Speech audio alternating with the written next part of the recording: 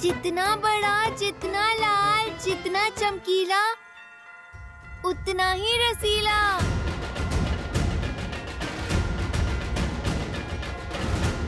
मुझे यही फल खाना है। बुद्धू, वो आम नहीं, सूर्यदेव है, सूर्यदेव। लाल देह लाली लसे मरुधरि लाल लगून वज्र देह दानव तलन जय जय जय कपीसू। देवी अंजना को बताना होगा, हनुमान संकट में है। जय जय पवन पुत्र हनुमान। श्री रामचंद्र कृपालु भजुमन हरण भव भय दारुणम। नव कंज लोचन कंज मुख कर कंज पद कंजारुणम। सिया राम सिया राम सिया राम सिया राम। आदर्श और मर्यादा की है ये कथा महापावनम। काट मद श्री से मिला ले श्रीमद् रामायणम। श्रीमद् रामायणम। सिया राम सिया राम सिया राम।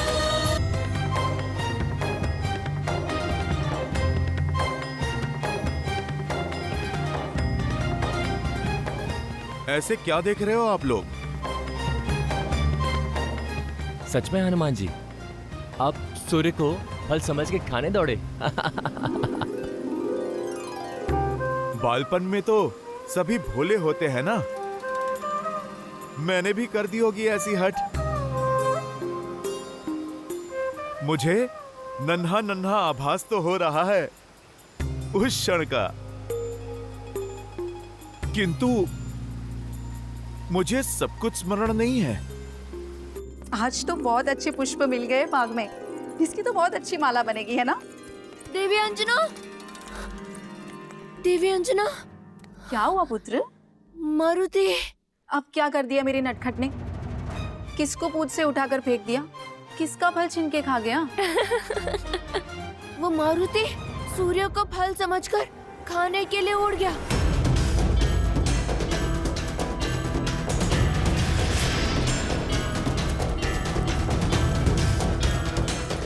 मारुति, पुत्र लौट आओ! मारुति!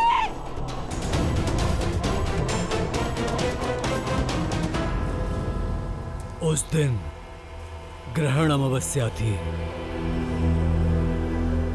यह बालक मारुति ने सूर्य की ओर उड़ान भरी और वहां सूर्य को ग्रहण लगाने के लिए दुष्ट राहु ने उसे रोकने का प्रयास किया।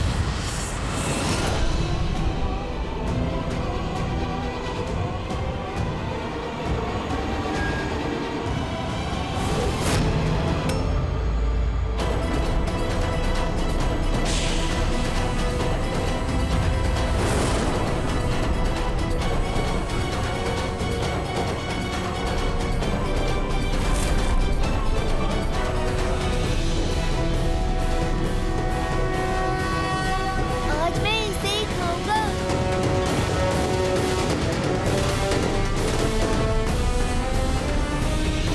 ए बालक, कहाँ जा रहे हो? उस फल को खाने। नहीं, सूर्य को खाने का अधिकार केवल मेरा है। माता तो कहती हैं प्रकृति में सबका समान अधिकार है। ये जो भी है मारुति के वेग को स्पर्श तक नहीं कर सकता। ये रसीला फल मैं ही खाऊंगा।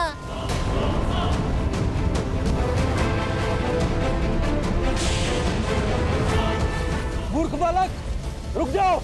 राहु का आदेश टालने का दुस्साहस मत करना। नियति का लेख है, आज सूर्य को निकलकर ग्रहण लगाना है मुझे। तुम्हारी हट मुझे रोक नहीं पाएगी। बंधु, मेरी भूख आपकी नियति से अधिक बलवान है। अपने भोजन के बीच में वानर किसी को नहीं आने देते।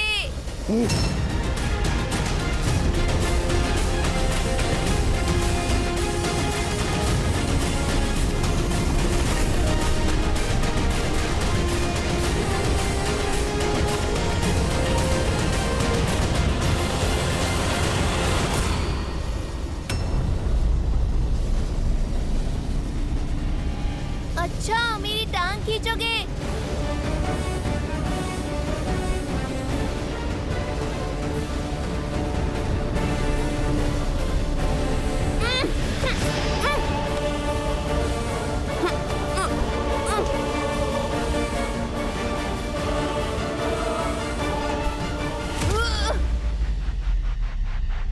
मेरा फल छीनने आया था।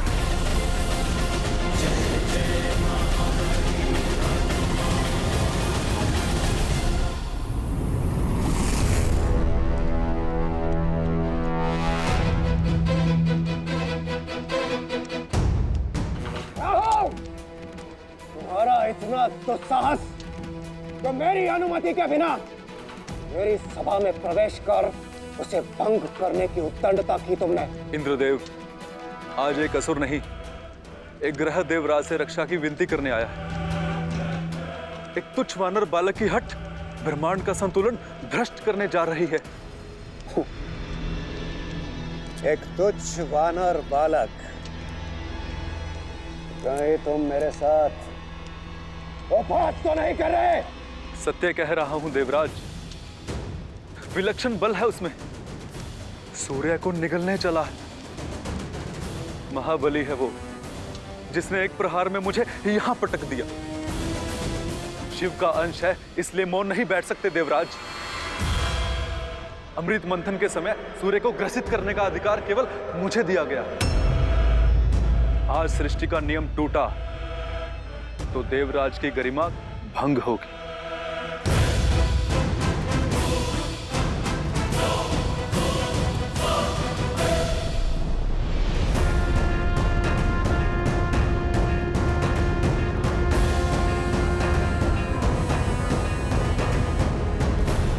रुक जाओ बालक,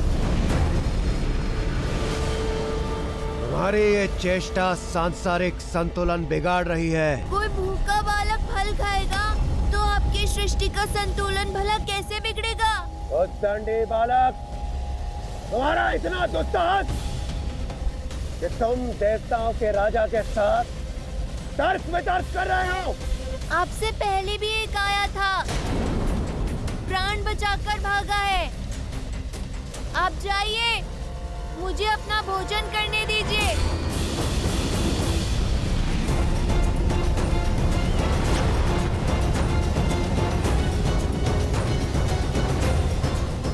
रुक जाओ मूर्ख, सूर्य के समीप जाते ही भस्म हो जाओगे तुम।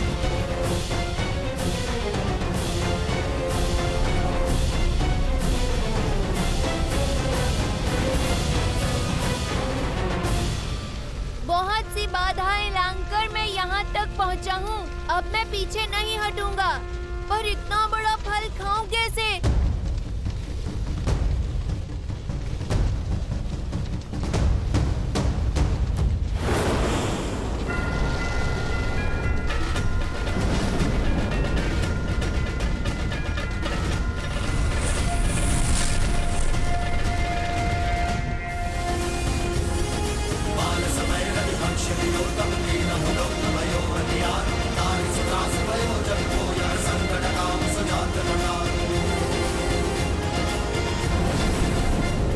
प्रतीत होता है ये ऐसे मानेगा नहीं।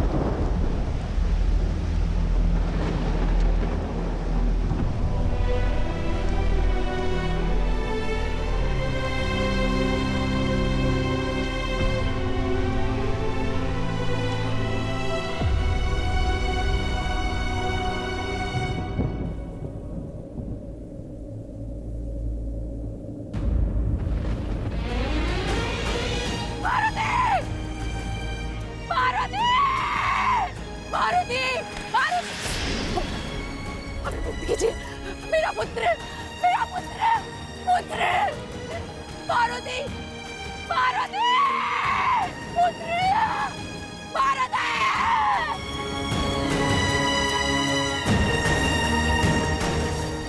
पुत्र उठा, पुत्र पुत्र उठो। मारुति आंखें खोलो पुत्र, निद्रा से जागो पुत्र।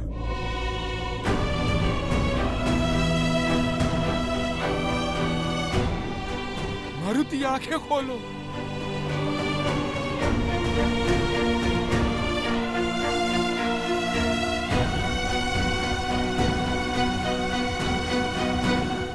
तो क्या मारुति की मृत्यु हो गई?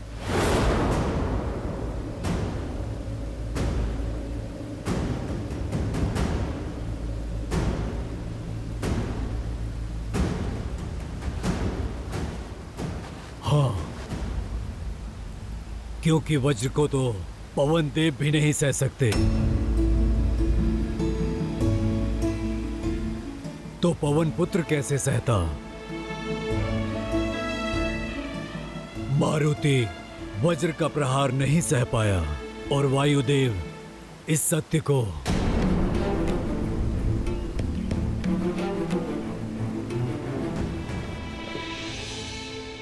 पुत्र आंखें खोलो पुत्र, पुत्र आंखें खोलो पुत्र। ये ठीक नहीं किया इंद्रदेव।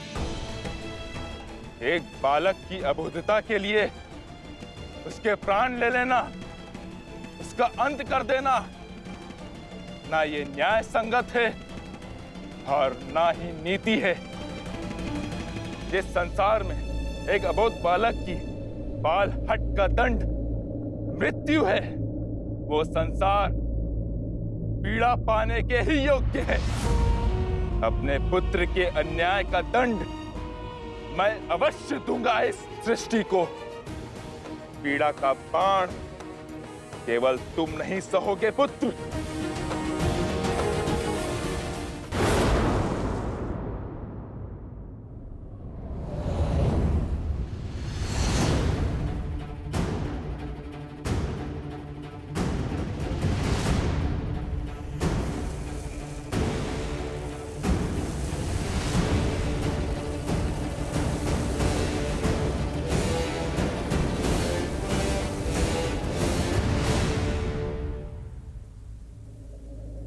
मारुति, मारुति, मारुति, मेरा पुत्र कहाँ है? मेरा पुत्र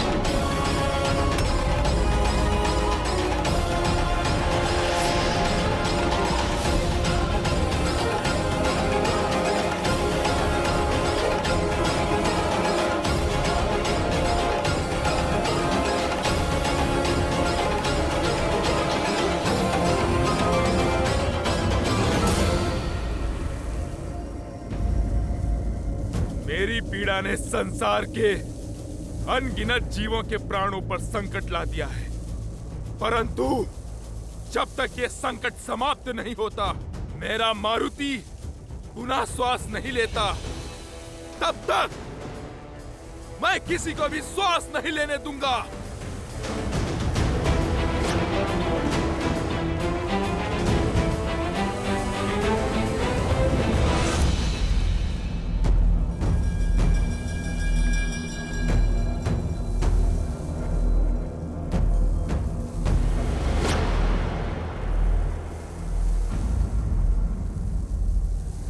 इंद्रदेव, अब आप यहाँ क्यों आए हैं?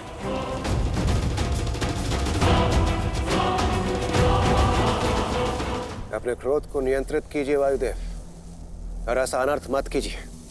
यदि आपने अपनी वायु का संचार न किया तो इस समस्त सृष्टि का सर्वनाश हो जाएगा, और आप इस प्रकार जीवों से उनका जीवन नहीं छीन सकते। क्यों? यदि आप मेरे पुत्र का जीवन छीन सकते हैं तो मैं भी सृष्टि से वायु रूपी जीवन छीन सकता हूं।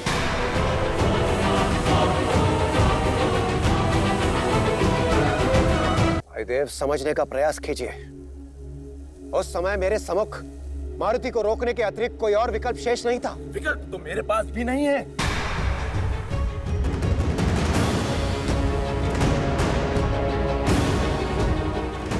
जब तक मेरे पुत्र के प्राण पुनः नहीं लौटते, संसार की पीड़ा का अंत नहीं होगा। दुर्भाग्यवश प्राण दान देना मेरे वश में नहीं है वायुदेव। तो जो वश में है वो कीजिए। संसार के सर्वनाश का साक्षी बनिए देवराज। वायुदेव, यदि आप न माने तो शीघ्र ही पृथ्वी से जल समाप्त हो जाएगा। भूलोक यमलोक बन जाएगा। हमारा कर्म, हमारा उद्देश्य, हमारा अस्तित्व सब समाप्त हो जाएगा। अपनी क्रोधाग्नि में इस संसार को जलाकर ध्वस्त मत कीजिए वायुदेव। एक बार उन निर्दोष जीवों की पीड़ा को, उनकी पुकार को सुनने का प्रयास कीजिए। क्या उन जीवों ने सुनी थी मेरे पुत्र की करुण पुकार?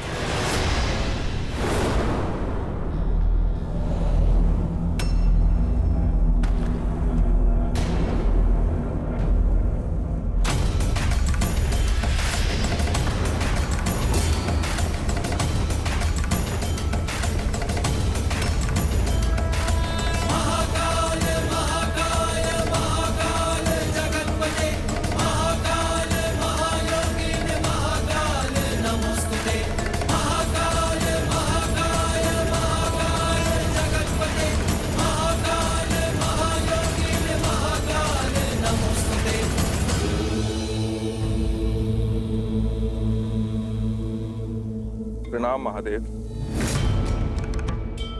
प्रणाम महादेव।